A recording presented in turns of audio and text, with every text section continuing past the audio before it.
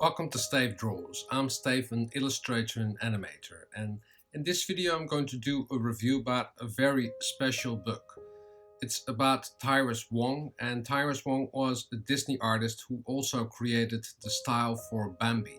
And now finally there is a book about his art, and the book is called Water to Paper, Paint to Sky, the art of Tyrus Wong. So let's get to the review of this book.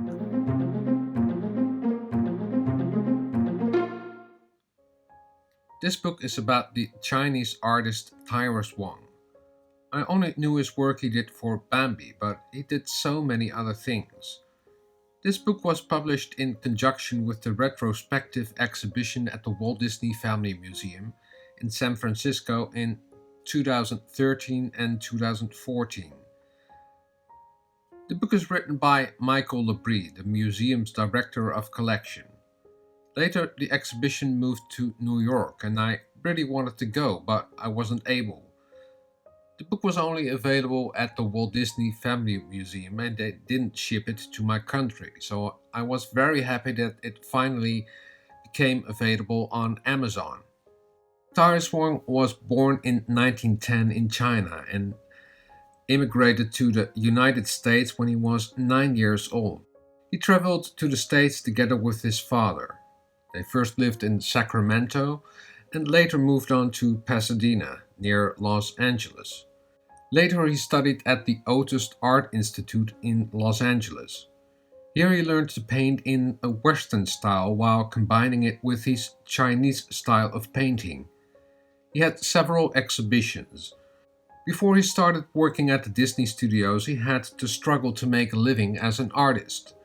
It was still depression and people couldn't afford to buy art.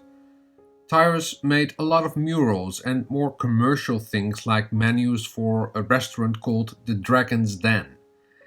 In 1938, Tyrus took a job at the Walt Disney Studios as an in-betweener, a position every new artist would start out as. At that moment, the studio was working on Bambi, and they had a lot of problems with finding the right style for the movie. At night, Tyrus made several sketches and preliminary artwork for the look of the film. When Walt Disney saw his work, he was astonished. His simple style was just what was needed for the look of the movie. Tyrus made a lot of watercolor studies and pencil drawings. They are more impressionistic, but yet gave a very naturalistic look to the movie. When I first saw his work in other books, I was immediately hooked. Now, with this book, you can get a better understanding on how he developed as an artist. His work still has the intricate Chinese brush strokes combined with the Western style he learned at the Art Institute. In 1941, Tyrus was laid off at the Walt Disney Studios after a strike at the studios. So he had to find new ways to make a living. So he made art for exhibitions, designed cards, and made illustrations for magazines. He also painted silk scarves and ceramics. In 1942, he landed a job at Warner Brothers as a pre-production designer. He worked on musicals and westerns and even did some work for the James Dean movie Rebels Without a Cause. He worked there until 1968. In this chapter you see a lot of toys Tyrus Wong made for his children. They were made of recycled materials.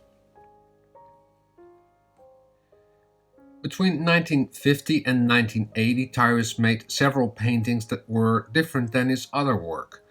They represented loneliness, a little sadness, and isolation. This painting is on the cover of the book.